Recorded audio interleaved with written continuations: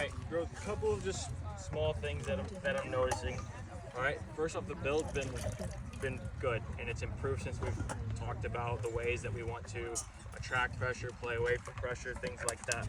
The areas that we need to get a little bit better, okay, are when we advance into the attacking half and the ball hits the front three. Okay, the moments that we're still missing out on are the timing and the amount of players that are supporting these players. Okay, when the ball hits our front three and they're facing underneath or facing our own goal, who needs to support this ball here when it's on our 11? The 10. 10? Or the 3. 10, 3. All right, 10, 3, possibly an 8. Okay, so when the ball's played and we're facing our own goal, we need these players and numbers here so that we can quickly play to a player that's facing forward so we can continue to play forward.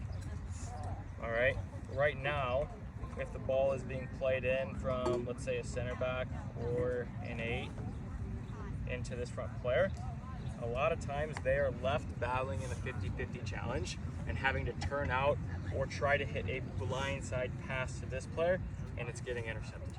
Okay, so when we attack, we need numbers in order to create chances. And right now, too often, we're attacking with 4, and we need to attack with 5, 6.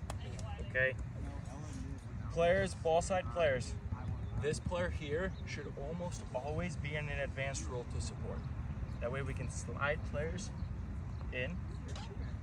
We still have the back layer protected, so our countermeasures are taken care of, okay, in case we lose the ball. So we're still taken care of on the back line. And now that these players are here, we can advance and get our weak side players in, But the problem here is, yes, we have our 2v1, but we're numbers down in the box. Okay, we've seen this piece a lot. We get the ball wide, we look in the box, and we only have the 9 and the winger connected. Okay, there are a couple of other players that can join on this attack. Who are they? 10. 10 can make a run inside.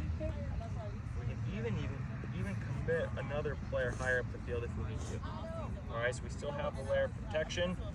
We can play underneath and find a pivot that's in a dangerous spot so we can get service from here. Or maybe we just complete this 2v1 from here and whip balls in behind the back line. Okay, just some general things, right? Is every time the ball passes you, all right, so right now the ball's on our back line.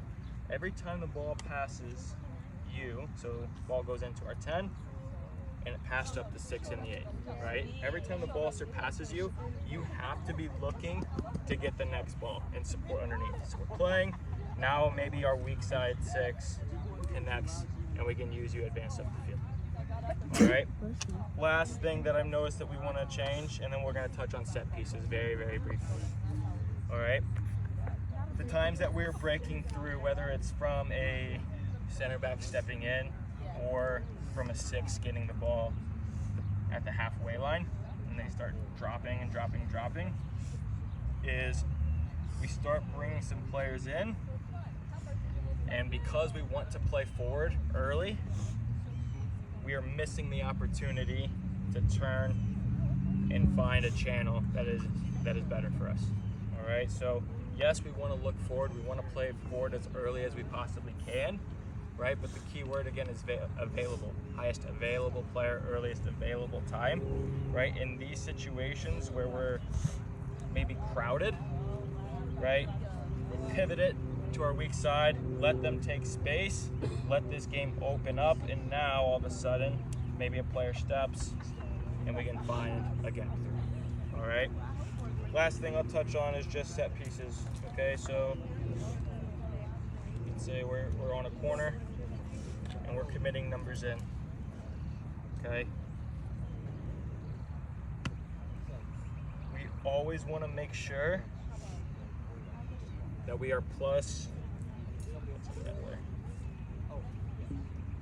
that we are +1 on the backside, on our back line.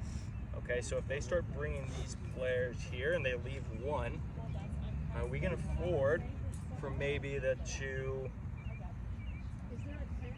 and the 3 to kind of pinch up a little bit, and we're still, right here, we're actually +2. Okay, so keep in mind the amount of players that they're leaving when we're doing our corners to see if we can add additional players into the attack. All right, and then simple things. Out of a regain, all right, what's our first action? When we win the ball, find a pass. Furthest safest pass that we can make upon regains to help us get into shape, and then every time the ball moves, we look to play forward. All right, so if we can't play forward, on the next pass, we re-ask the question, can I find the next player on the highest line? If the answer is no, then we pivot the ball again and we re-ask the question. All right, let's finish out strong. 2-1, probably should be 4-5. Yeah? All right, good job. We'll go the same way that we just came off.